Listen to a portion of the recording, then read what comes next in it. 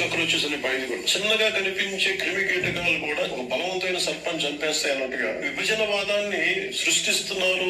పవన్ కళ్యాణ్ ఏమంటున్నాడంటే ఒక ఎన్నో చలిచీమలు పెద్ద పామును చంపేస్తాయి, అది మంచిదే.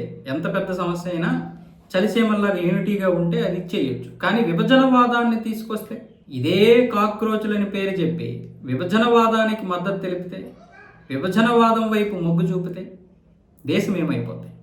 పవన్ కళ్యాణ్ని చాలామంది విమర్శిస్తున్నారు. నీ పార్టీ కూడా అలాగే పెట్టావు కదా, మరి వీళ్ళు పార్టీ పెడితే నువ్వు భరించలేకపోతున్నావు. ఈయన ఇదే పవన్ కళ్యాణ్ ఇంతకుముందు చెప్పాడు, ఎవరైనా పార్టీలు పెట్టొచ్చు, ఇంకా ఎక్కువ పార్టీలు వస్తే మంచిదే అన్న విధంగా మాట్లాడాడు. కానీ ఇక్కడ కాక్రోచుల గురించి చెప్పేది ఏంటి అంటే విభజనవాదంతో ఉన్నారు. నువ్వు దేశ జాతీయ భావజాలానికి కట్టుబడి ఉండాలి ఎవరైనా సరే.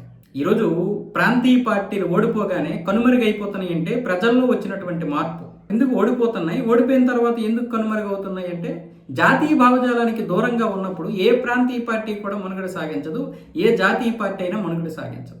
అది ప్రజలకి అర్థం అవ్వలేదు కాబట్టి ఇప్పటి వరకు కూడా జరిగిపోయింది అలాగా. కానీ ఇప్పుడు ప్రజలు అలా కాదు కదా, వీళ్ళన్నట్లుగానే జన్జెడ్ అంటున్నారు. జన్జెడ్ అనేది ఈరోజు అన్ని వర్గాల్లో కూడా ఉంది, ఈరోజు హిందుత్వంలో కూడా ఉంది జన్జెడ్. కాకపోతే వాళ్ళు బయటికి రారు. ఇప్పుడు మనం అందరము జన్జెడ్డే కాబట్టి ఈరోజు మనందరికీ అవగాహన వచ్చింది, ఓహో ఇంతవరకు ఈ పరిపాలన జరిగిందా అని. కాబట్టి ఇప్పుడు బీజేపీ లాంటి పార్టీ అంటే జాతీయ భావజాలం కలిగినటువంటి పార్టీని మనము ఆదరిస్తున్నాం. చివరికి ఆమ్ ఆద్మీ పార్టీ కూడా జాతీయ భావజాలానికి దూరంగా ఉన్నప్పుడు ఈరోజు ప్రజలు తొక్కిపెట్టి నారదీశారు అదే అన్నా హజారే శిష్యుడిని. కాబట్టి పవన్ కళ్యాణ్ అన్నటువంటి మాటలు ఏంటి అంటే మీరు ఏ పార్టీని పెట్టండి తప్పేమీ కాదు, జాతీయ భావజాలానికి దగ్గరగా ఉండడం కాదు, జాతీయ భావజాలంతో ఉండాలి, విభజనవాదాన్ని తీసుకురాకండి.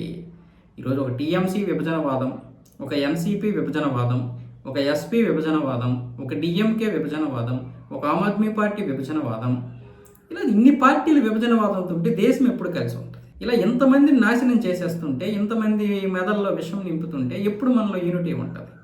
ఢిల్లీలో మత రాజకీయ హత్యలు, ఉత్తరప్రదేశ్లో మత రాజకీయ హత్యలు, పశ్చిమ బెంగాల్లో మత రాజకీయ హత్యలు. అదే ఇక్కడ బీజేపీ రివర్సలు చేస్తే బీజేపీ మతం చేస్తుంది అంటున్నారు. ఒక ముస్లిం అబ్బాయి హిందువుని చంపేస్తే అది సాధారణమైన కేసు, కాంగ్రెస్ హయాంలో ఉన్నప్పుడు సాధారణమైన కేసు అది, దాన్ని అక్కడతో క్లోజ్ చేస్తారు కాబట్టి అక్కడ వివాదం రాదు. కానీ ఈరోజు అదే ముస్లిం అబ్బాయి హిందువు మీద చేయడానికి భయపెడుతున్నాడు. ఒకవేళ చంపితే అదే ముస్లిం వాడిని, ఇక్కడ ముస్లిమా హిందువు అని కాదు, ఒకవేళ ఎవడ చేస్తే వాడి కొంప కూల్చేస్తున్నారు, వాడిని తీసుకెళ్లి ఎన్కౌంటర్ చేసేస్తున్నారు లేదా తాట తీయించేస్తున్నారు. ఇక్కడ కాంగ్రెస్ మళ్ళీ మతవాదం తీసుకొస్తుంది, మతోన్మాదం అని బీజేపీ వాళ్ళను లేకపోతే హిందుత్వవాదం అంటున్నారు. జరిగిన హత్య ఎక్కడ ఒకటే, హత్యలు అప్పుడు జరిగాయి ఇప్పుడు జరుగుతున్నాయి, కానీ తీర్పు వేరు, కానీ ట్రీట్మెంట్ వేరు.